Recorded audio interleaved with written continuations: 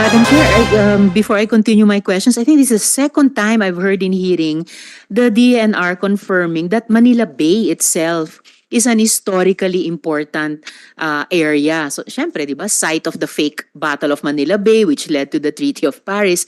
And kanina po, we were just talking about it off mic, but si Sen JV has an important observation about the suspension as ordered by the President of the Reclamation Projects in Manila Bay, and yet, Madam Chair, if Sen JV would like to make it Yes, a with the indulgence of Senator Tiberos, I told Yes, Senator Madam Risa that just want to get an update kung suspended ba talaga lahat ng operation ng reclamation, because I bike here almost every day and I see that there's movement, and even Senator Binay, whose office, talagang view niya yon, napansin din niya. So can we have an update? Yes. Bakit parang may gumagalaw? Just to add dun sa comment si Sen Risa and Sen JV, Secretary, yung table ko ho, ang view ko, yung ongoing reclamation, and I've noticed lately, parang may movement pa din, like may mga backhoe na gumagalaw. So I don't know kung kasama siya dun sa suspended. We don't have direct information on they are suspended. If there is movement po, what has been allowed was really to mitigate the dispersion of the sand in order for it not to be flying into the internal areas and the coastal areas. If I may, Your Honor and Madam Chair, we will look directly into these specific reports.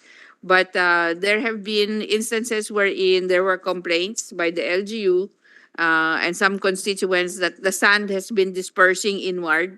And therefore, we have suggested to the proponents, including the LGU proponents, that they take the mitigating measures in order to prevent and minimize this po. So if there are specific observations, we would very much welcome any movement observations. And we would definitely check on this po by going on site. Just to also inform, Madam Chair, Your Honor, we have people actually inspecting, no, dynamically and periodically to see whether in fact there is movement. Yes, Madam Chair, but any observation po would be most welcome. Thank you, Madam Chair. Thank I you. just want to make a manifestation that we should, because you were not there when they issued the ECC, I just want the Undersecretary to answer how come an ECC was issued during their time when it's a legislated protected area and it is entitled to a buffer zone. Why did you allow EMB to issue an ECC? Ma'am, I'm really sorry, ma'am, but my answer here is that although I really have personal knowledge of the ECC, but I think because the jurisdiction to issue the ECC is lodged with the Secretary, as mentioned during the hearing on reclamation, Secretary and the EMB Director. And I would suggest, Madam, I think to shed light in this issue, An ECC that have been issued, so it will form in our record that you as Undersecretary, you believe that there is something wrong with that ECC. I'm asking you. Ma'am, I personally believe that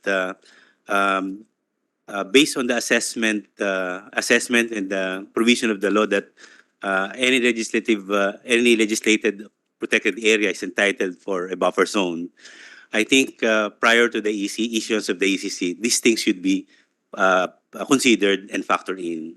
So you So, believe that there's something wrong with that ECC? I think so. If these considerations are not factored in the issuance of the ECC, I would believe, Madam Chair, that there is some problem in the issuance of the ECC.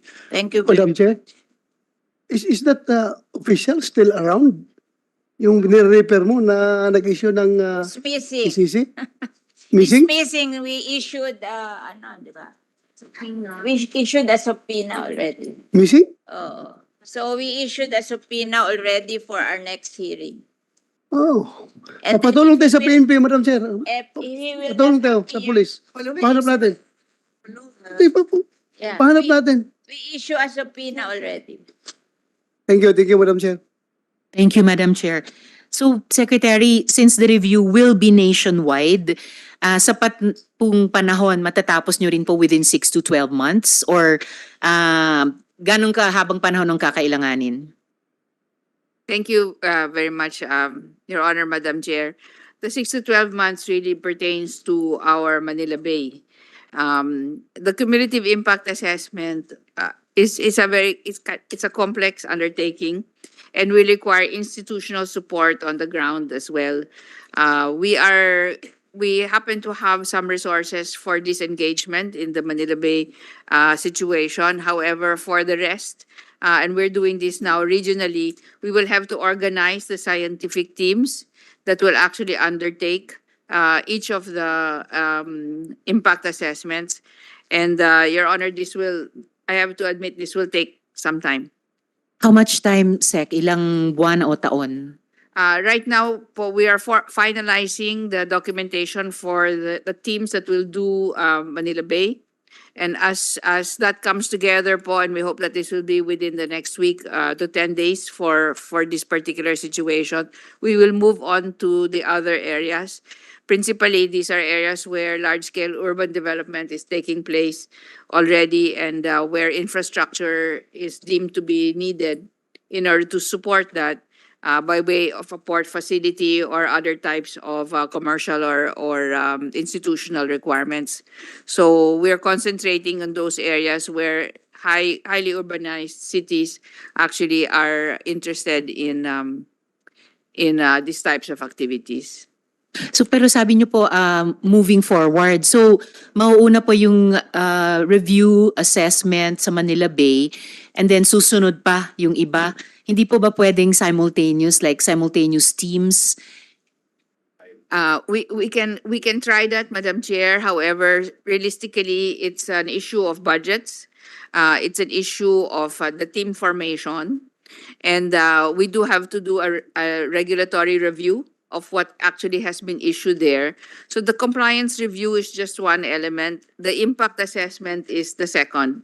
This is the one that will take the longest time po. And so it's a matter of having to organize these two activities. And yes, we can do it simultaneously, but we will need the resources and the manpower to actually do it.